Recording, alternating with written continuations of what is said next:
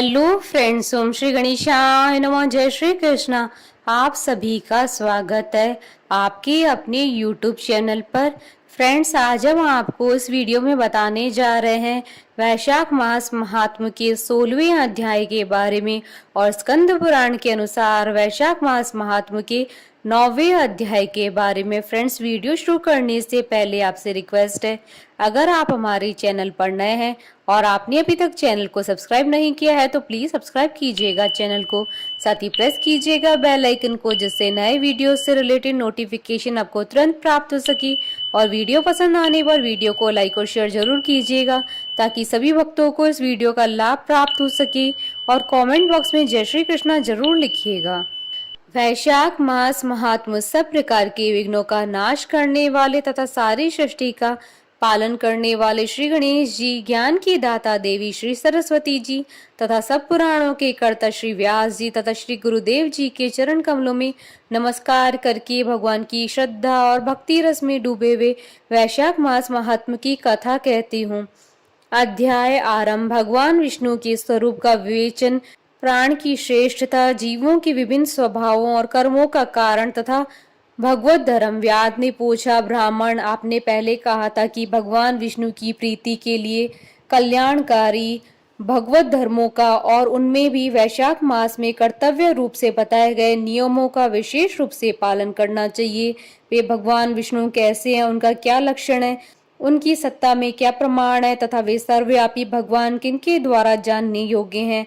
वैष्णव धर्म कैसे है और किससे भगवान श्री हरि प्रसन्न होते हैं। महामते, मैं आपका किंकर हूँ, मुझे ये सब बातें बताइए। व्याध के इस प्रकार पूछने पर शंख ने रोग शोक से रहित संपूर्ण जगत के स्वामी भगवान नारायण को प्रणाम करके कहा, व्याध, भगवान विष्णु का स्वरूप कैसा है यह सुनो। भगवान समस्त शक्तियों के आश्रय, संपूर्ण गुणों की निधि तथा सबके ईश्वर बताए गए हैं। वे निर्गुण, निष्कल तथा अनंत हैं। सच्चिद और आनंद यही उनका स्वरूप है। यह जो अखिल चराचर जगत है अपने अधीश्वर और आश्रय के साथ नियत रूप से जिसके वश में स्थित है, जिससे उसकी उत्पत्ति, पालन, संहार, पुनरावृत्ति तथा नियमन आदि होते हैं। प्रकाश, बंधन, मोक्ष और जीविका, इन सबकी प्रवृत्ति जहाँ से होती है वे ही ब्रह्मा नाम से प्रसिद्ध भगवान विष्णु है।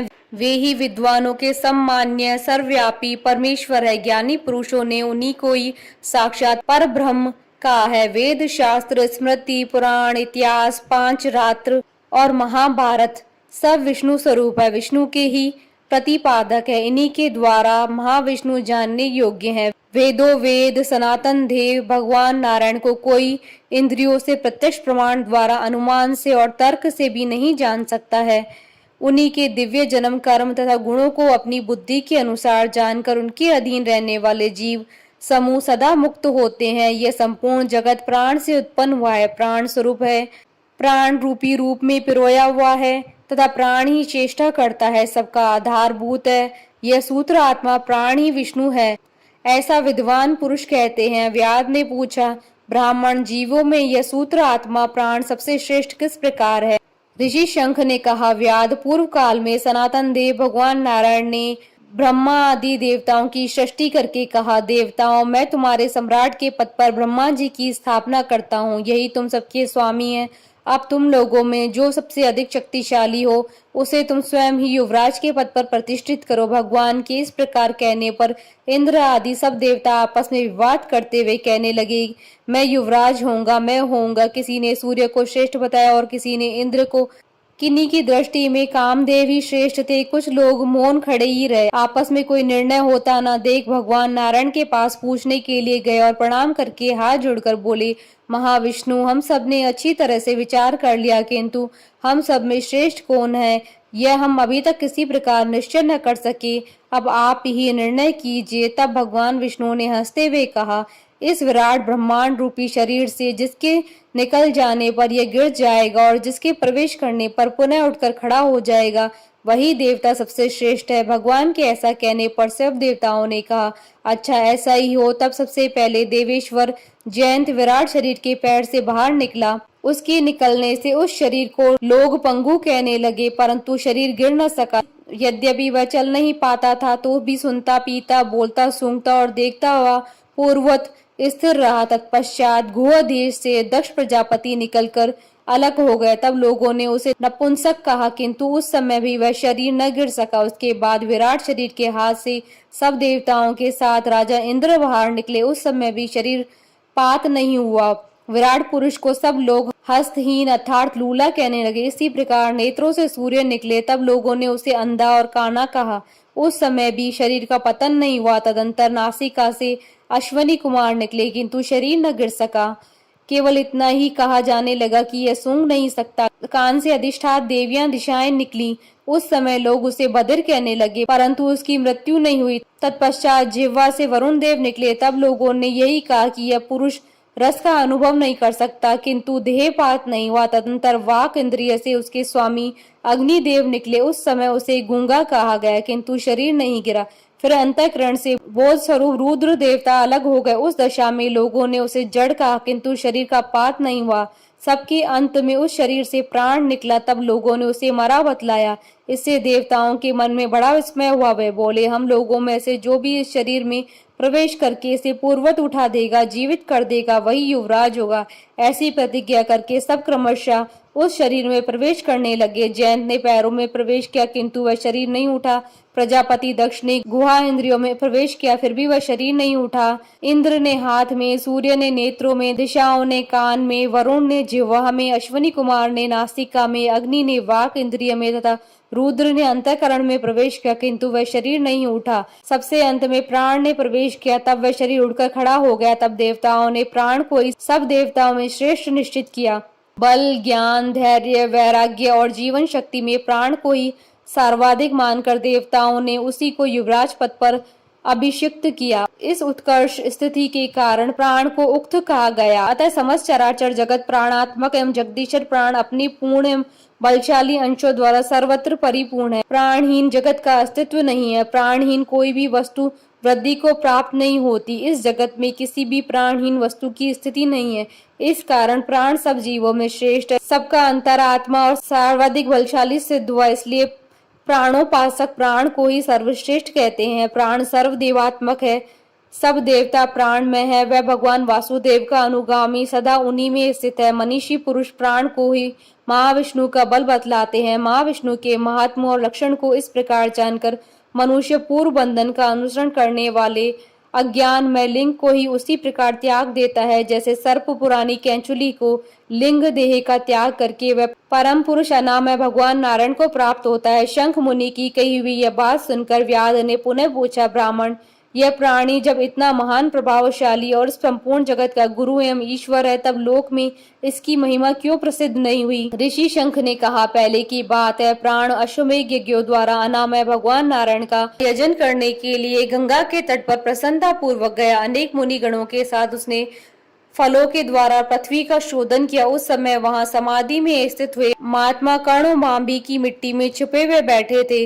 हल जोतने पर बांबी गिर जाने से वे बाहर निकल आए और क्रोध पूर्वक देखकर सामने खड़े हुए महाप्रभु प्राण को शाप देते हुए बोले, देवेश्वर, आज से लेकर आपकी महिमा तीनों लोकों में, विशेषतः भूलोक में प्रसिद्ध न होगी। हाँ, आपके अवतार तीनों में विख्यात होंगे। व्याध, तभी से इस संसार में महाप्रभु पुराण की महिमा प्रसिद्ध नहीं हुई। भूलोक में तो उसकी ख्याति विशेष रूप से नहीं है। व्याध ने पूछा, महामते, भगवान विष्णु के रचे वे करोड़ों एवं सहस्त्रों सनातन जीव नाना मार्ग पर चलने और भिन्न भिन्न कर्म करने वाले क्यों दिखाई देते हैं? इन सबका एक सा स्वभाव क्यों नहीं है?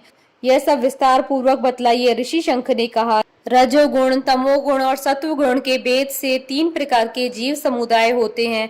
उनमें से राजस स्वभाव वाले जीव राजस कर्म, तमोगुणी जीव तामस कर्म तथा सात्विक स्वभाव वाले जीव सात्विक कर्म करते हैं। कभी कभी संसार में इनके गुणों में विषमता भी होती है। उसी से वे ऊंच और नीच कर्म करते हुए तदनुसार फल के भागी होते हैं। कभी सुख, कभी दुख, कभी दोनों को ही यह मनुष्य गुणों की विषमता से प्राप्त करते हैं। प्रकृति में स्थित होने पर जीव इन तीनों गुणों से बनते हैं। गुण और कर्मों के अनुसार उनके कर्मों का भिन्न भिन्न फल होता है। यह जीव फिर गुणों के अनुसार ही प्रकृति को प्राप्त होते हैं। प्रकृति में स्थित हुए प्राकृतिक प्राणी गुण और कर्म से व्याप्त होकर प्राकृतिक गति को प्राप्त होते हैं। तमोगुणी जीव तामसी वृत्ति से ही जीवन निर्वाह करते हैं और सदा महान दुख में डूबे रहते हैं, उनमें दया नहीं होती है, वे बड़े क्रूर होते हैं और लोक में सदा द्वेष से ही उनका जीवन चलता है। राक्षस और पिशाच आदि तमोगुणी जीव हैं जो तामसी गति को प्राप्त होते हैं। राशि लोगों की बुद्धि मिश्रित होती है, वह पुण्य तथा पाप दोनों करते हैं।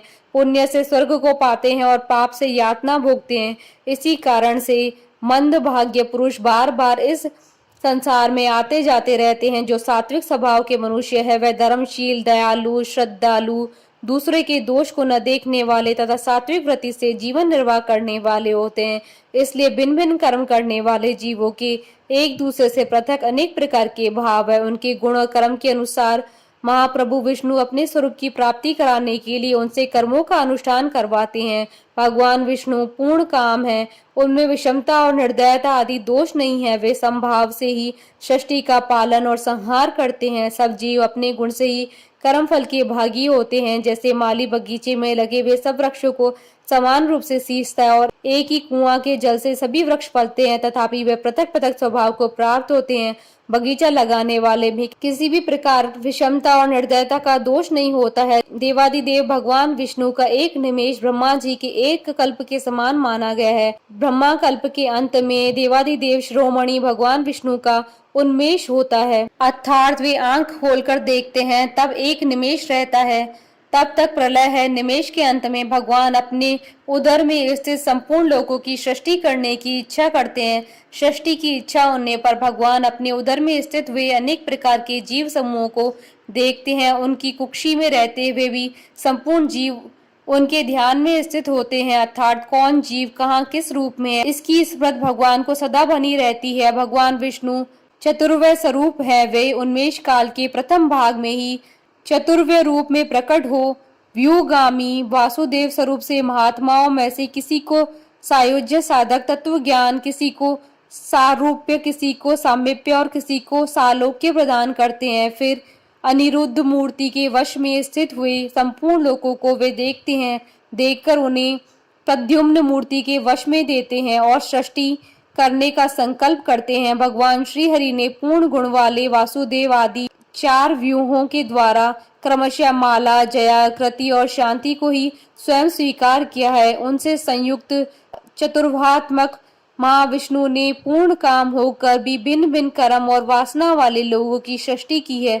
उन्मेष काल का अंत होने पर भगवान विष्णु पुनः योग माया का आश्रय लेकर व्यूगामी संकर्षण स्वरूप से इस चराचर जगत का संहार करते हैं। इस प्रकार महात्मा विष्णु का यह सब चिंतन करने योग्य कार्य बतलाया गया है, जो ब्रह्मा आदि योग से संपन्न पुरुषों के लिए भी अचिंत्य एवं दुर्विभाव्य है।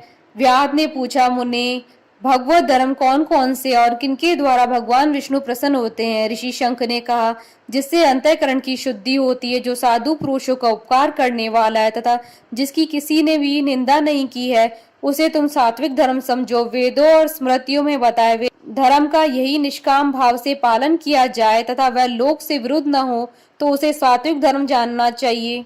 वर्ण और आश्रम विभाग के अनुसार जो 4 प्रकार के धर्म है वे सभी नित्य, नैमित्तिक और काम्य भेद से 3 प्रकार के माने गए हैं। वे सभी अपने वर्ण और आश्रम के धर्म जब भगवान विष्णु को समर्पित कर दिए जाते हैं तब उन्हें सात्विक धर्म जानना चाहिए। वे सात्विक धर्म ही मंगलमय भगवत धर्म है। अनन्य देवताओं की प्रीति के लिए सकाम भाव से किए जाने वाले धर्म राजस माने गए हैं। यक्ष, राक्षस, पिशाच आदि के उद्देश्य से किए जाने वाले लोक निष्ठुर, हिंसात्मक, निंदित कर्मों को तामस धर्म कहा गया है। जो सत्व गुण में स्थित हो भगवान विष्णु को प्रसन्न करने वाले शुभ कारक सात्विक धर्मों का सदा निष्काम भाव से अनुष्ठान करते हैं, वह भगवत अर्थात विष्णु भक्त माने गए हैं।